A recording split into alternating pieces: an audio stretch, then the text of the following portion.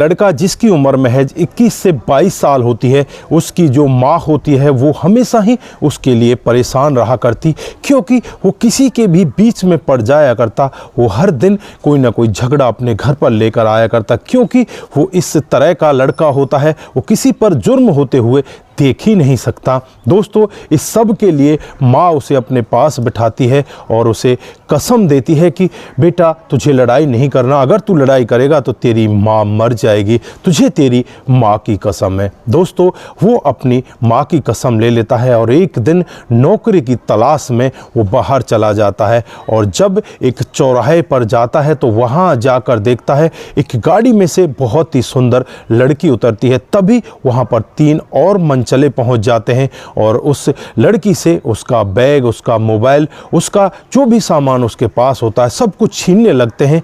लेकिन यहाँ पर वो लड़की सब कुछ देने के बाद अपने एक लॉकेट के लिए उनसे भिड़ जाती है और यहाँ पर उनमें से एक लड़का चाकू निकाल लेता। अब इस लड़के को देखकर जो यहाँ पर लड़का होता है जिसका नाम विकास होता है, वो बहुत ही ज़्यादा परेशान होने लगता है और अपनी माँ की कसम को वहीं पर तोड़ते हुए उनके बीच में जा पहुँचता है। दोस्तों, उसके बाद जो यहाँ पर होता है कभी किसी ने कल्पना भी नहीं की थी। अगर आप लोग भी पूरी कहानी के बारे में जानोगे तो आपको भी ऐसा लगेगा कि वाकई में ही इस विकास नाम के लड़के ने बहुत ही अच्छा कदम उठाया था। दोस्तों, पहली नज़र का प्यार क्या होता है आज इस कहानी के जरिए हम आपको बताने वाले हैं। दोस्तों, आगे बढ़ने से पहले हमारी वही रिक्वेस्ट कि जो हमारे चैनल के साथ नए हैं कृपया करके चैनल को फॉलो कर लें, बेल आइकन को ज़रूर प्रेस करें। नमस्कार, जय हिंद। आप देख रहे हैं APH न्यूज़ राहुल रावत के साथ। तो दोस्तों, आज जो कहानी आप लोगों को बताने जा रहा हूँ, विकास नाम का जो लड़का होता है वो 21 से 22 साल उसकी उम्र होती है। वो अपने माता पिता का इकलौता बेटा होता है, लेकिन वो बहुत ही ज़्यादा गुस्से वाला होता है। माँ को उसके गुस्से से बहुत ज़्यादा डर लगता है और इसी वजह से वो अपने बेटे को कसम दे देती है कि तुझे कभी भी लड़ाई नहीं करनी। वो एक दिन का वाक़या होता है, वो नौकरी की तलाश में एक चौराहे पर पहुँच जाता है और जब वहाँ पर एक गाड़ी आकर रुकती है, उस गाड़ी से एक बहुत ही सुंदर लड़की उतरती है। जैसे ही वो लड़की उतरती है 3 लड़के वहाँ पर आ जाते हैं और उस लड़की के साथ छीना झपटी करने लगते हैं। वो लड़की एक एक करके अपने सारे सामान उनको दे रही होती है। दोस्तों, उसका मोबाइल, उसका पर्स, जो भी उसके साथ सामान था, घड़ी वगैरह सब कुछ उससे ले लिया जाता है और जैसे ही वो लड़के उसके जो गले में एक लॉकेट पड़ा होता है उसके ऊपर हाथ डालते हैं तो लड़की एकदम से छटपटा जाती है और उनसे कहने लगती है कि ये लॉकेट मैं नहीं दे सकती। तो एक लड़का चाकू निकाल लेता है और उस लड़की की तरफ चाकू लेकर दौड़ता है। तो जो यहाँ पर विकास होता है खड़ा खड़ा ये पूरा वाक़या देख रहा था, उसको अपनी माँ की कसम भी अब नज़र नहीं आती। एकदम से वो अपने हाथ पैरों को खोलने लगता है और सीधा उन लड़कों से जाकर भिड़ जाता है। तीनों लड़कों के साथ जबरदस्ती वो मार पिटाई करने लगता है।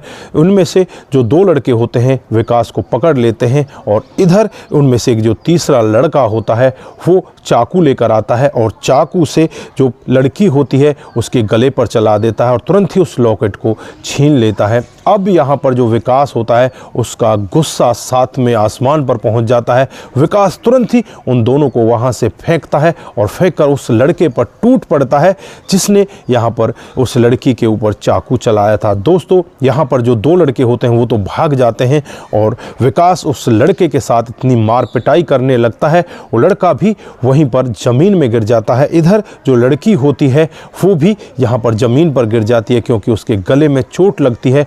वो बेहोशी की हालत में जाने लगती है। विकास लॉकेट को उस लड़के से छीनता हुआ तुरंत ही उस लड़की को उस गाड़ी में बिठाता है जो उसकी गाड़ी होती है और तुरंत ही उसे नज़दीकी हॉस्पिटल में लेकर जाता है। वहाँ पर जब डॉक्टर साहब चेकअप करते हैं तो डॉक्टर साहब कहते हैं कि घबराने की ज़रूरत नहीं है, जल्द ही हम इसको ठीक कर लेंगे, फ़िलहाल ये बेहोशी की हालत में है। और डॉक्टर साहब जब उस लड़की का चेहरा देखते हैं तो तुरंत ही पहचान जाते हैं ये तो फलाने की लड़की है। तुरंत ही उसके माता पिता को फ़ोन किया जाता है माता पिता तुरंत ही बिना कुछ देरी किए हुए वहाँ पर पहुँच जाते हैं और माता पिता अपनी बेटी की ऐसी हालत को देखकर बहुत ज़्यादा परेशान होने लगते हैं। तो डॉक्टर साहब उनसे कहते हैं कि तुम्हें परेशान होने की ज़रूरत नहीं है, अब तुम्हारी लड़की की जान बच चुकी है। अगर यहाँ पर ये लड़का विकास नहीं होता तो शायद तुम्हारी लड़की की जान नहीं बच पाती। दोस्तों, उसके बाद जो पिता होते हैं विकास का धन्यवाद करते हैं। तुरंत ही यहाँ पर उस लड़की को होश आ जाता है जिसका नाम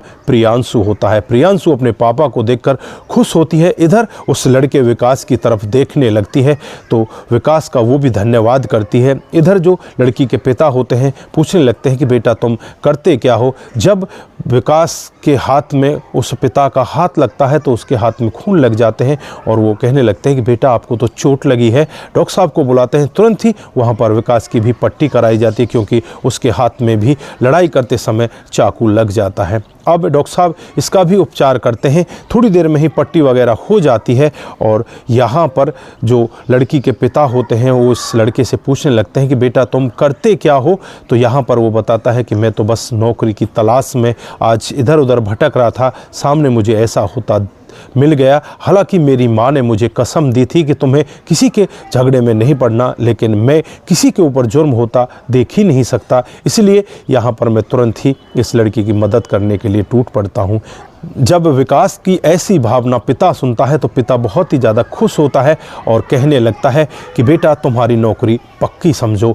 यहाँ पर विकास उनकी तरफ देखने लगता है और कहने लगता है कि आप कह क्या रहे हो। तो यहाँ पर जो लड़की के पिता होते हैं वो कहने लगते हैं कि आज से तुम मेरी बेटी प्रियांशु के बॉडीगार्ड बन जाओ अगर तुम्हें ऐतराज़ ना हो तो यहाँ पर विकास भी उनकी तरफ देखने लगता है और हाँ में सर नीचे की तरफ हिला देता है। दोस्तों, फिर यहाँ पर प्रियांशु के जो पापा होते हैं वो कहते हैं कि मेरी एक ज़रूरी मीटिंग है, मुझे उसमें जाना है, मैं यहाँ से जा रहा हूँ, बेटा तुम घर चली जाना और आज से विकास तुम्हारे साथ ही रहेगा, तुम्हें टेंशन करने की ज़रूरत नहीं है।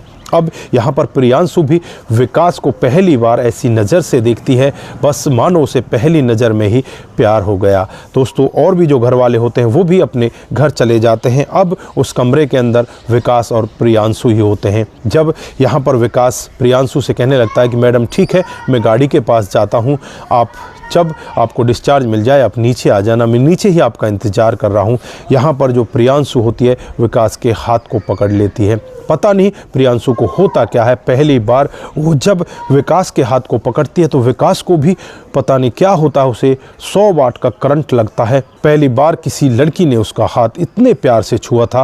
अब यहाँ पर विकास प्रियांशु की तरफ देखने लगता है और प्रियांशु से कहने लगता है कि मैडम शायद आपने मेरा हाथ गलती से पकड़ लिया है। प्रियांशु भी एकदम से हाथ को छोड़ती है, लेकिन जब वो हाथ को छोड़ती है तो मानो उसके शरीर से उसकी आत्मा ही जुदा हो रही हो। दोस्तों, उसके बाद वो विकास से कहने लगती है कि आप यहीं पर बैठ जाइए, हम दोनों नीचे ही साथ में जाएंगे। उसके बाद दोनों आपस में बातचीत करने लगते हैं। अंशु और विकास एक दूसरे की तरफ देखने लगते हैं, वो भी प्यार भरी निगाहों से। दोस्तों, इसका दूसरा पार्ट मैं बहुत ही जल्दी लेकर आऊँगा। उसके बाद इनके जीवन में होता क्या है, क्या विकास और प्रियांशु एक दूसरे से प्यार कर पाते हैं, क्या दोनों एक दूसरे के साथ शादी कर पाते हैं, इनके आगे जीवन में होने वाला क्या है, वो सब मैं अगले पार्ट में लेकर आऊँगा। बहुत ही जल्द इसका मैं दूसरा पार्ट लेकर आऊँगा। दोस्तों, किस किस को दूसरा पार्ट देखना है वो कमेंट बॉक्स में ज़रूर अपना नाम दर्ज कराएं और कमेंट में यही लिखें कि हमें दूसरा पार्ट